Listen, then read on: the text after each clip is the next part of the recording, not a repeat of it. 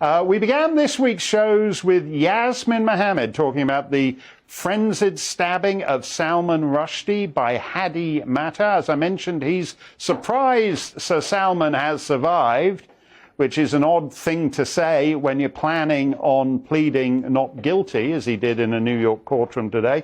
I'm surprised Salman survived, to be honest, but it's impossible to look back to Valentine's Day 1989 when the Ayatollah issued his fatwa without feeling that freedom of speech itself is not in good health and unlikely to survive. Immediately after the Rushdie attack, J.K. Rowling was told on Twitter that she's next in line for a bloody good stabbing. And when she drew attention to it, her fellow writer, Joanna Harris, chair of the Society of Authors, mocked J.K. for whining about her death threats. Contempt for free speech and a certain zeal for political violence have spread way beyond Islam. Toby Young, founder of the Free Speech Union, is here. Toby, the Rushdie thing, I'm glad he's going to pull through and everything, but it just gets worse as we stagger from that fatwa to the Danish cartoons to Charlie Hebdo. You get the feeling year on year, the culture of free speech is actually dead. Yes, I mean, I think as many people have pointed out, people in the publishing industry, authors, literary agents, no big publisher would publish a book like The Satanic Verses today. You know, there is effectively a blasphemy law preventing people saying anything that's going to upset Muslim extremists. We saw it with the persecution of the teacher at Batley Grammar School last year. Almost no one condemned that, curiously. The teaching unions didn't come out and say that what had happened to him was terrible. There was no condemnation of what had happened from the government.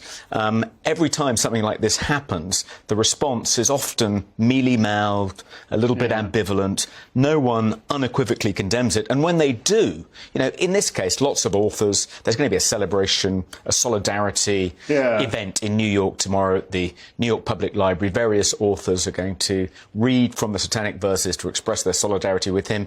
But the pretense that we don't have secular blasphemy laws in the publishing industry, which many of the authors expressing their sympathy for Salman Rushdie and saying how much they care about freedom of expression are completely complicit in enforcing, thou shalt declare one's gender pronouns, thou shalt not commit the sin of cultural appropriation, thou shalt not misgender a trans person. All of these taboos completely hamstring the publishing industry, and they're perfectly happy to enforce them. So for them to come out now and condemn what's happened to Salman Rushdie and say that free speech is vitally important and it's one of the values we have to defend and stand up for. Well, what about standing up for it in your own industry when other, when authors like J.K. Rowling are persecuted? Well, everybody knows. I mean, these publishing houses now, it doesn't even have to be anything about Mohammed. Somebody says, 3 of the interns say they didn't like Woody Allen's memoir, and the thing is cancelled. Which happens all the time now on all kinds of things. There's no culture of free speech, and you get the feeling that the enemies of free speech recognize that, we're going to have a library reading and we'll all read out a couple of paragraphs from Salman's book. Why don't they all, if they were serious, why don't they all say, okay, we're all going to write a novel about Mohammed, so there'll be 47 new novels about Mohammed. That's what it's going to take now, isn't it? A good example of the cowardice of the publishing industry and how things have changed since 1988, when The Satanic Verses was published, was the cancellation of Julie Burchill's book last year. Oh, yes. It was a book in which she attacked kind of woke dogma. But that wasn't the reason it was cancelled. It was cancelled because she got into a Twitter spat with Ash Sarkar, the woman who declared she was literally a communist on the BBC. She supposedly, in the course of this Twitter spat, insulted the Prophet Muhammad.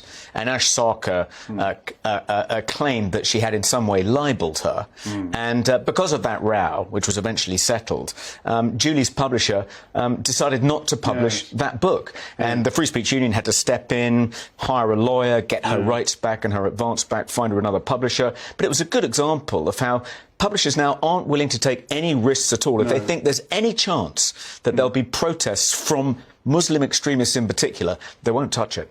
No, you're absolutely right on that. The other thing that's changed is that, you know, Rushdie didn't particularly care for the defence made of him in the 80s when chaps like Sir Geoffrey Howe were saying, well, we don't really think that foreign governments should be putting a bounty on the heads of British subjects, and he wanted something a bit more full-blooded than that. But now the successors to Geoffrey Howe are passing an online harms bill creating dubious categories such as, quote, legal but harmful.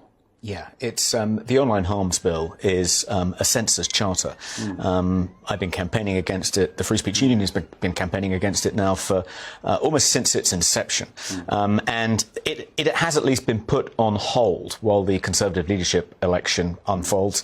And both Rishi Sunak and Liz Truss have said that they're going to look at Clause 13, which is the clause referencing legal but harmful content. But I'm not that confident that they'll ditch it in its entirety, which is what they should do. I mean, that clause. I think that there'll be some Weasley compromise, but there'll still be some things which it's perfectly legal to say offline that'll be prohibited online. And it's not as if the social media companies, the big social media companies like Facebook, Twitter, YouTube, need any encouragement when it comes to censoring, you know, mildly dissenting, contentious views. I mean, that's where the blasphemy laws are in our contemporary society, secular blasphemy laws that are enforced across the internet.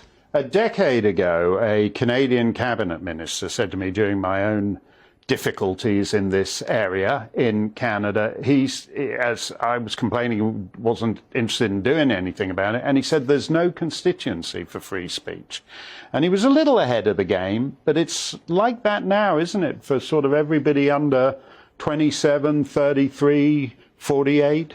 Well, it's true, I think, that a generation has grown up believing that free speech is only something that matters to male, pale and stale conservatives and to modern people who understand the legacy of empire, how important it is to protect victims from being harmed by unsafe speech. You know, it means nothing. It's an anathema. But I think I don't think that's true of the population at large. Polling suggests that the British people still care about free speech. They still worry that things they could say 10 years ago, they can't say now. They could get into trouble at work for breaching one of these secular blasphemy laws. And I think much younger people, so you see this new generation of 14, 15, 16-year-olds, and you see a little bit of pushback there. And not surprisingly, if you're a teenager and you've got a bit about you, you're being told by, you know, your immediate seniors, you're being told by your parents, your teachers, the government, Facebook, that you can't say this, you can't say that. So I think they are beginning to bridle and push back a bit. Well, as Sir Salman himself says, when you're told you can't say it, then just say it again, say it louder. Thank you very much, Toby. I might start work on Mohammed the Musical tonight.